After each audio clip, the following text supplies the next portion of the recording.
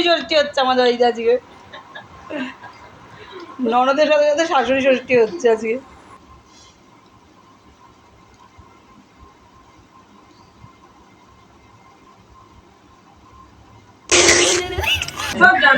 Hello family, welcome to my channel Shukla tasty থেকে। আমি শুক্লা রোজকার মতো নতুন নতুন ভিডিও নিয়ে হাজির হয়ে গেছি।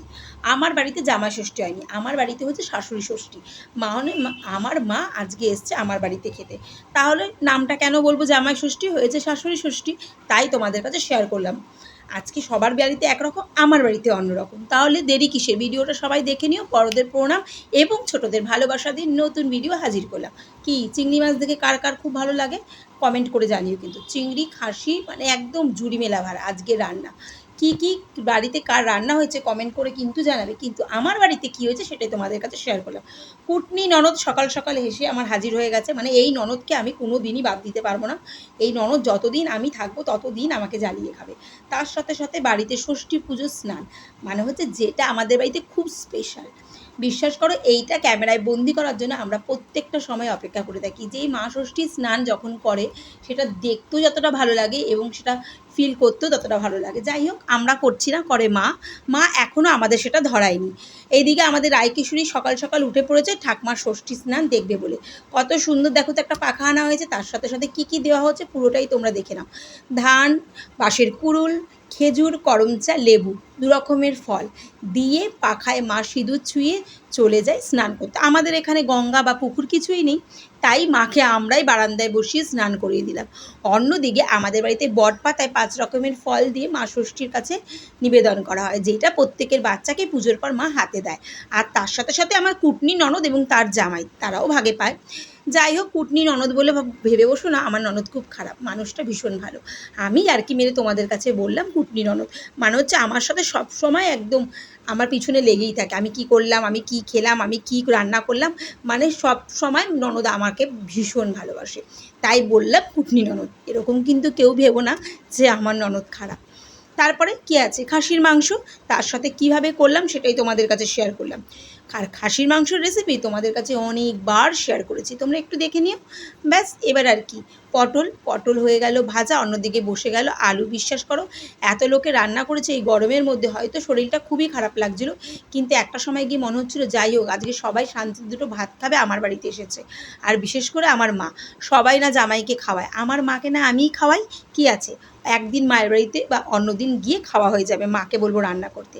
সবাই যখন এসছে আমার মাই বা বাদ যায় কেন, যেহেতু আমার মা একা থাকে ফ্ল্যাটে, তাই মাকেও ডেকে নিয়ে চলে আসলাম। মাও ষষ্ঠী স্নান করে বাড়ি চলে এসেছে আমার বাড়িতে। চিংড়ি মাছটা কি বলো তো, দেখে লোভ লাগছে তো, কত সুন্দর চিংড়িটা ভেজেছি, দেখো কত বড় বড় হয়েছে। ব্যাস, পটল দিয়ে চিংড়ির দোরমা, মানে হচ্ছে এটা আমাদের বাড়ির প্রত্যেকের প্রিয়।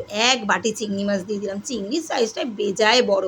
জামাই আজকে খেয়ে খুশি হবে, মানে হচ্ছে আমার মায়ের জামাই, আমার জামাই না, আমার মেয়ে তো এখন বড্ড ছোট। ব্যাস, এই যে যেটা বললাম, প্রত্যেককে মা একটা করে পাতা দিয়ে দিল। মটন আমার রেডি, গরমা গরম লাল লাল ঝোল, সতে চন্দ্রমুখী আলু। বাহ, খেয়েছে আজকে সবাই দারুণ। আর বিশ্বাস করো, ভালোবেসে যখনই তুমি যে রান্না করবে সেটা সত্যি কথা বলতে অসাধারণ হয় খেতে। আমার বাড়িতে কচি কাঁচা, তার সাথে ননদের মেয়ে, সবাই খেতে বসে গেছে। আর এই যে সব বাচ্চাদের একটা অভ্যাস, হাতে মোবাইল নিয়ে খাওয়া।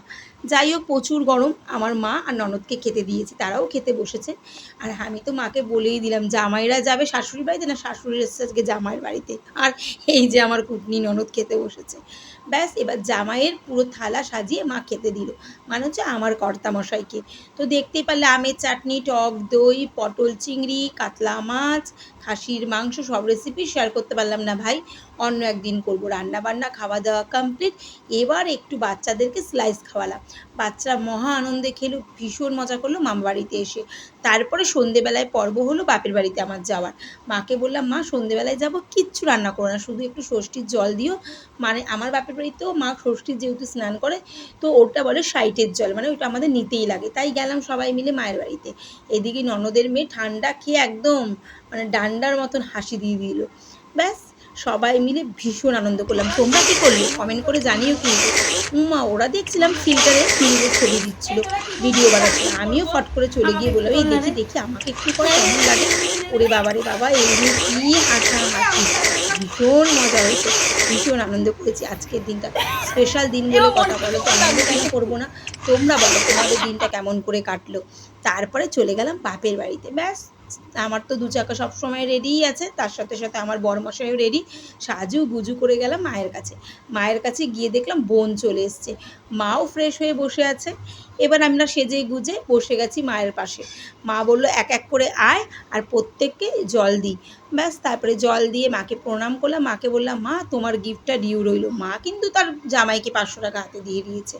এই দিকে চলে এসছে আমাদের শুভম। শুভম এসে কত নাটক করছে, একটা ফল মায়ের কুলো থেকে পড়ে গেছে, ও সেটা খুঁজতেই ব্যস্ত, কোথায় গেল কোথায় গেল।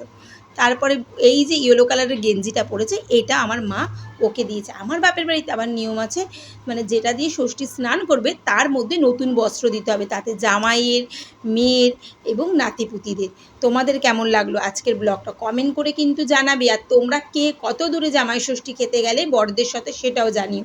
আর এই যে 365 দিনে বড়দের যে 14 গোষ্ঠী ষষ্ঠী পুজো করা হয়, সেইটার মানাই হচ্ছে কিন্তু জামাই ষষ্ঠী। মানে ওই একটা দিন পাত পেরে খাওয়ালে বড়রা একটু শান্তি পায়। সারা জীবন যা গোষ্ঠীর ষষ্ঠী পুজো আমরা করেছি, আর বাপরে বাপ, বড়রাও মাঝে মধ্যে আমাদের ভয় পেয়ে যায়।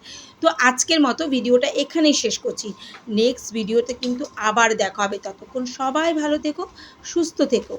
আর ভিডিওটাকে সবাই কি করবেন, লাইক শেয়ার কমেন্ট। আজকের মতো টাটা। যারা যারা আমার ইউটিউব চ্যানেলটাকে ফলো করোনি তারা সাবস্ক্রাইব করো, আর ফেসবুকটাকে ফলো